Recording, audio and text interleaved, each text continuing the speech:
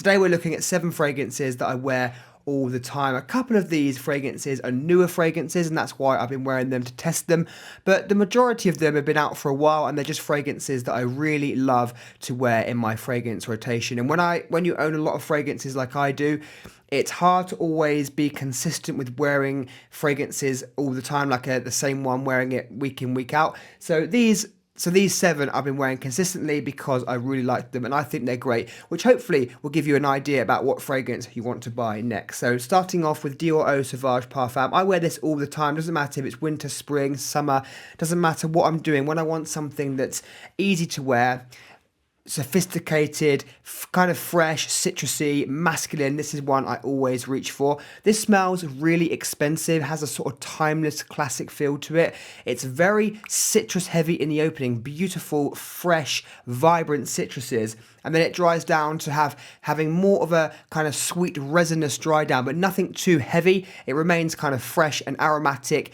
old school masculine all the way through. Dior Eau Sauvage Parfum. The next one is a new one, and that's the reason why I've been wearing it a lot recently, but I really enjoy it. It's Habit Rouge Spirit by Guerlain. I do own the Habit Rouge EDP and the Parfum version. The Parfum version I actually wore last night to compare it. It's really nice as well, but this one I think is just a bit nicer. At least I think it's just a nicer smelling fragrance.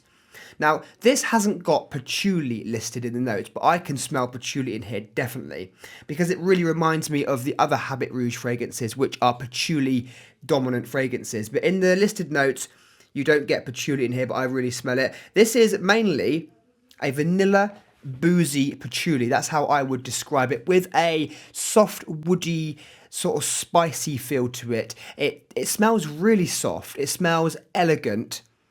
It just smells really nice. I could see this being worn on like a date night, or when you're going to the office and you want something that is really professional, soft and easygoing, but with that kind of touch of sweetness. That's when this works really well. This is the new Spirit, Habit Rouge Spirit by Guerlain. I think it's great. Another new one, I've been wearing this a lot because I wanted to compare it to the original Jean Paul Gaultier Le Male Elixir. This is ridiculous name, Le Male Elixir Absolute. We are going for the Absolute now. We're going for the Elixir and the Absolute together. I don't know what's next. Elixir Extra Dose, maybe that'll be the next one, but it's getting a bit crazy, isn't it? So this one, I think I prefer it to the original Le Male Elixir, but maybe I don't. I'm not sure. They're both really good. They're both good for different things.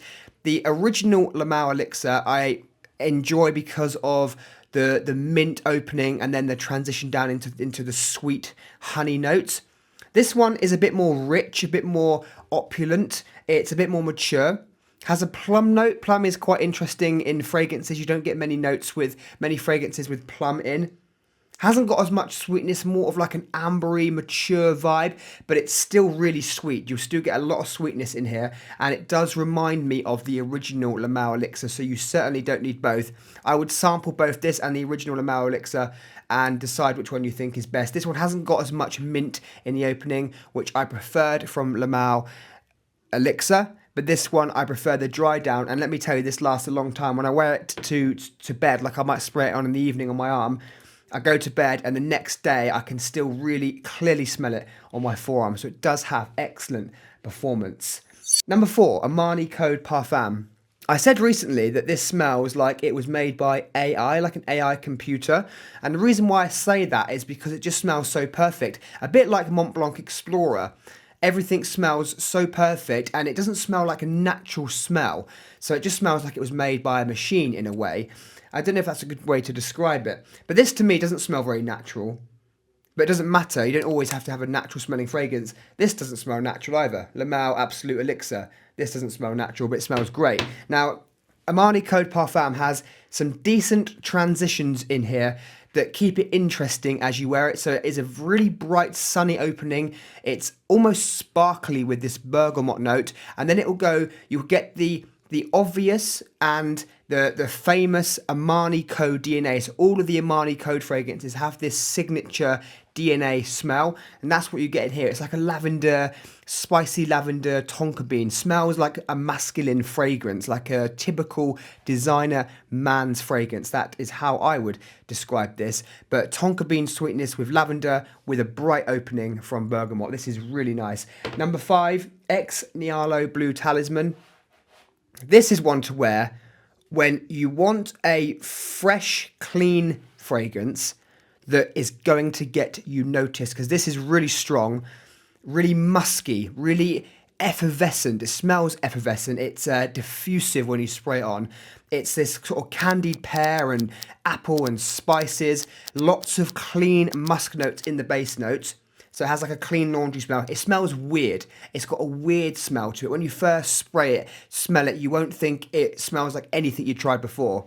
It has a weird smell, but an addictive smell, a unique and interesting smell. This has great performance and it smells just really nice, fresh, sort of juicy. This is Ex Nialo Blue Talisman. This is excellent.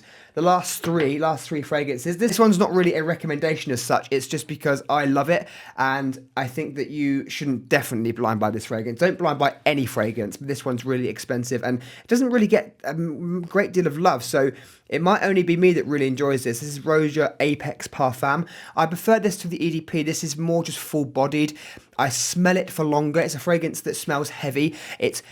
I spray it on and I'll keep getting whiffs of this throughout the day. You don't always get that with fragrances. A lot of the time you go nose blind to them or they're not strong enough to last sort of 6 hours, 8 hours. You don't always get the smells coming back to you, but this one I do. I'll spray this a couple of times and hours later I get like, I'll be moving or I'll be in the wind or something and I'll get like a smell of it and it just smells great. It has a sort of Sauvage Elixir type smell, but really well done, really natural. It smells like you're going through a forest. It's like fresh notes, fresh, energetic notes mixed with like going into a forest. It just smells beautiful. It has loads of fruity notes like pineapple, lemon, you've got lavender, you've got loads of different notes in here, but this smells beautiful. It smells really natural and I get excellent performance. Roja Apex Parfum, it's really expensive though. The last one is super interesting. This one, last one, number 7, I think it is, Club de Nuit Precious. You can read that. I don't know what it says. It's I think it's a French name for precious, maybe. I don't know how to pronounce it. This is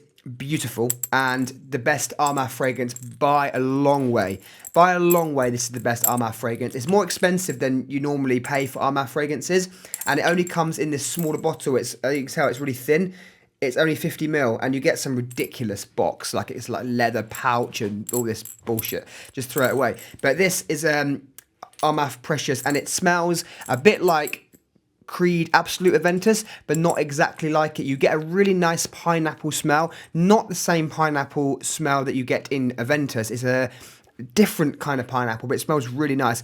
And it has sort of elements from Creed Aventus, Absolute Aventus, Bleu de Chanel, maybe Mancera Cedric Boise, maybe Mont Blanc Explorer, all mixed together, but it smells much more expensive than it is, and this smells really good. So this is the best smelling Armaf fragrance. And the last one, I promised you it was interesting and different and unique, and it is, and it's another one that you should try. Don't take my advice, please, and blind buy it because you might hate it. No one I know likes this fragrance. When I wear it, no one likes it, but I love it. This is Drunk Maple. I wore this the other day, a couple of weeks ago. I had some friends round, and I wore this and everyone was like, hang on, what's that smell? It smells a bit weird. And I said, oh, it's me, sorry. And it was this. And it's because it's smoky. It's when you first spray it, it's really smoky. I think it's from Gaiac wood, maybe. But it does smell like smoke. Oh, I love this. It's so addictive. This smells, Drunk Maple, almost like the name would suggest. It smells like maple syrup. Quite obvious, quite a good example of the smell of maple syrup, and it smells smoky with a boozy note. I love it. I love the mix of the smoky woods, the maple syrup, which I've not smelled before in a fragrance, don't know if you have, and then the boozy notes. I love boozy fragrances. This has a lot of notes that I like the sweet notes, boozy notes, and smoky, interesting. I think this is brilliant. Sample it, just try this and see what you think, but chances are people around you might not like it. And this brand, Born to Stand Out, I got a few. The performance of them is excellent. So these are 7 fragrances or 8 fragrances that I wear I've been wearing a lot recently. Hopefully you find this kind of video interesting and you get some decent information from it. Out of these 7 or 8, I don't know how many there is, which one most interests you? See you soon.